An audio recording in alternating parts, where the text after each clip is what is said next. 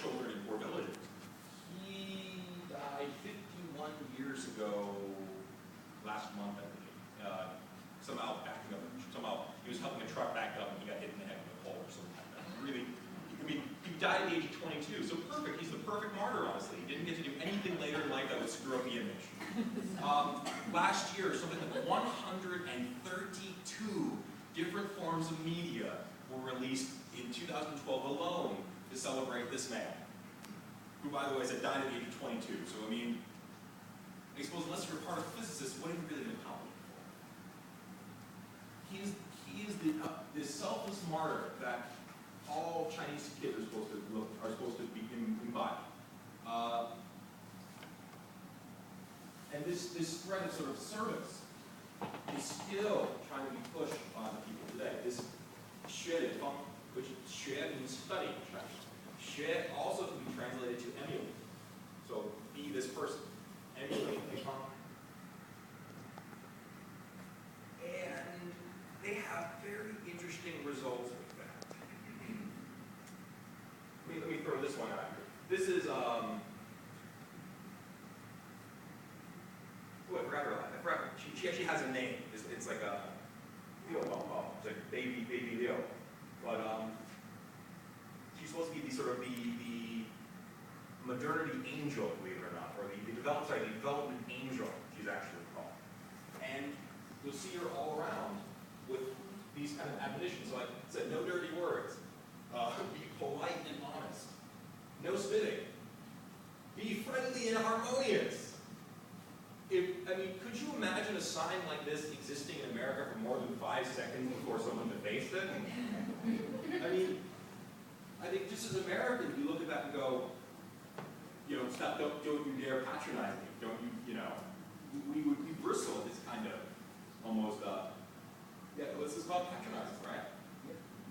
This is the norm in China. I tried finding links to it, but I couldn't find it online. Drunk driving is actually a huge issue in China. And the way they decide to deal with it is through cartoons. They'll show like a kid, a silly pig or some weird, just circle, just guzzling a beer or guzzling wine, driving around, and he ends up hitting something, and there's a moral at the end. But you have cartoons is the choice, is the method of choice for dealing with what are honestly really serious social and moral issues in China.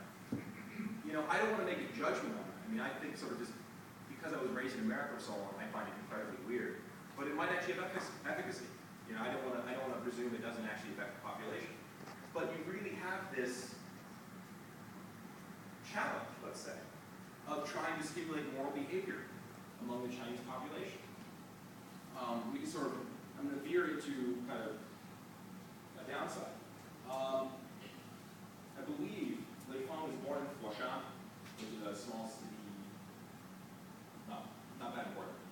Foshan was the place, and I'm sure you probably didn't hear about this, a little girl, little Yue, was run over by 2 cars in a span of, I forget how long, 20 minutes. 18 different people went by. No one did anything to help her. In fact, it was the woman who had the job of cleaning that neighborhood that saw her, rush over to grab the girl's mother, who was a vendor on that street, to bring her to help her.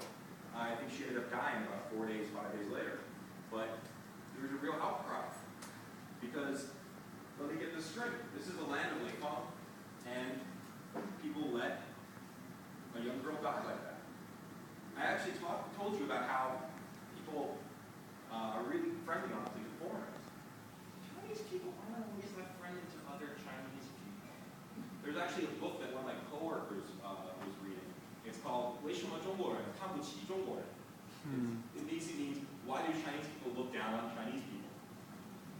I wish there was a translated in English to make understanding China so much simpler for everyone, but it's only Chinese publication, so I have to, it's a lot through it. But let's say you come across someone who was on a scooter motorcycle that got hit by a car, he's just laying there in the street. Would you help him?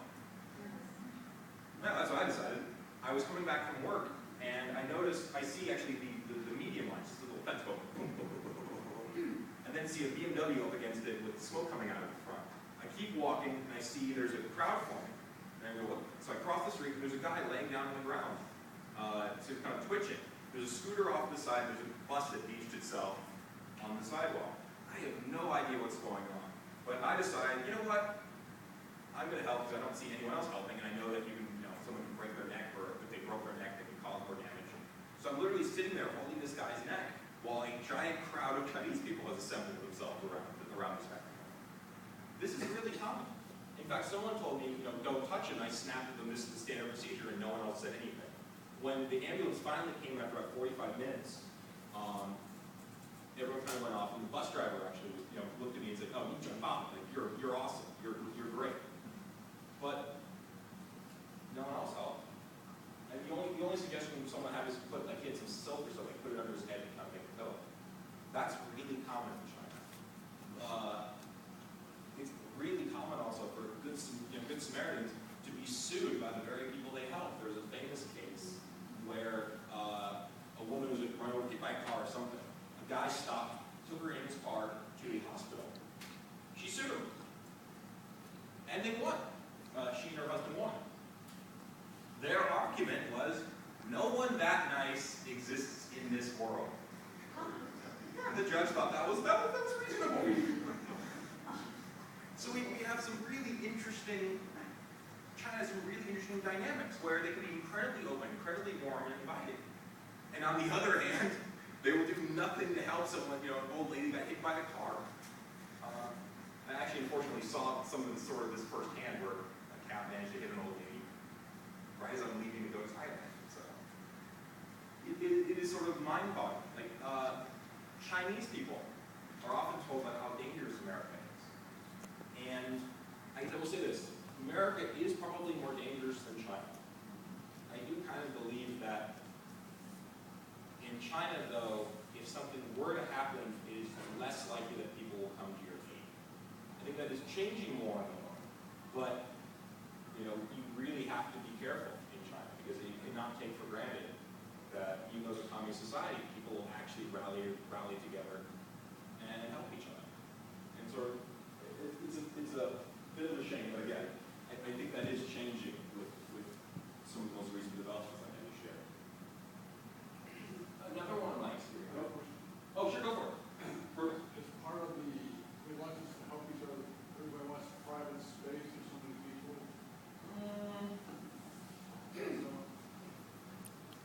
I don't think so. And I can share a theory with you. I'll share it in actually share it right now, but it's kind of it's a bit preaching and it's hard to it would take a little long to explain. But any other questions? Okay. The Cultural Revolution basically hit the reset button on all of Chinese society. China is not like modern China. Like I said, modern China is not 5,000 years ago. It's really about 40. As an example, 90% of all of China's relics were destroyed during the Cultural Revolution. All the temples, all the things you see are replicas because of that. The Forbidden City was going to be burned to the ground until it was Zhou Enlai, or the Zhou Enlai, sent basically his personal army to defend the Forbidden City and say to the Red Guards, try it. Let's see what happens. But the Cultural Revolution was literally carnage on a countrywide scale.